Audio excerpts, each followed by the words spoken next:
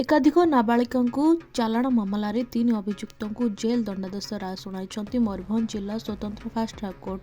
ଅଭିଯୁକ୍ତମାନେ ହେଲେ ଶରତ ଥାନା ଅନ୍ତର୍ଗତ କଟୁରିଆ ଅଞ୍ଚଳର ଧନେଶ୍ୱର ମୁର୍ମୁ, ପଶ୍ଚିମବଙ୍ଗ ରାଜ୍ୟ ଗୋପୀବଲ୍ଲଭପୁର ଥାନା ଅଠାଣିଆ ମର୍ଦା ଅଞ୍ଚଳର ଶାମସୁନ୍ଦର ରଣା ଏବଂ ରାଜସ୍ଥାନର ବାର୍ଦା ଚୌକି ଗ୍ରାମର ରାମସୁମନ।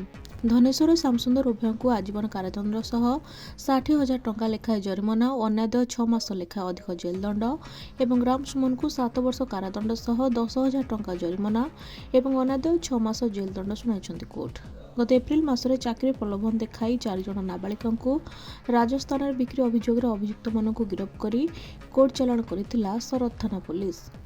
ଆଜି ସ୍ୱତନ୍ତ୍ର ପକ୍ସୋ କୋର୍ଟ ବାରିପଦା ଯେଉଁ ଜାଜମେଣ୍ଟ ଦେଇଛନ୍ତି ତାର ପୃଷ୍ଠଭୂମି ହେଉଛି ଏପ୍ରିଲ ମାସରେ ସୁରତ ଥାନା ଅଞ୍ଚଳରେ କିଛି ଅପରାଧୀ ଝିଅମାନଙ୍କୁ ଛୋଟ ଛୋଟ ଝିଅମାନଙ୍କୁ ନେଇ ତାଙ୍କୁ କପଡ଼ା କମ୍ପାନୀରେ ଚାକିରି କରିଦେବେ କହି ତାକୁ ନେଇକି ଯାଇଥିଲେ ଏବଂ ତାଙ୍କୁ ନେଇ ରାଜସ୍ଥାନ ଅଞ୍ଚଳରେ ବିକ୍ରି କରିଦେଇଥିଲେ।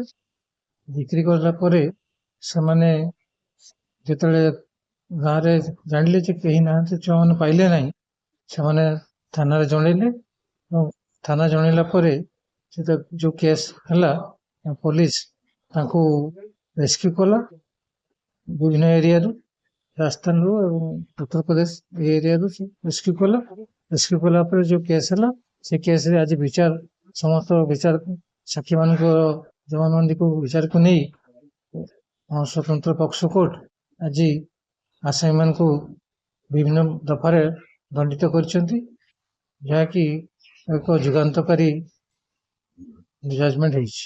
ମୟୂରଭଞ୍ଜରୁ ପ୍ରଦୀପ୍ତ ହୁତାଙ୍କ ରିପୋର୍ଟ, ଖବର ଓଡ଼ିଶା।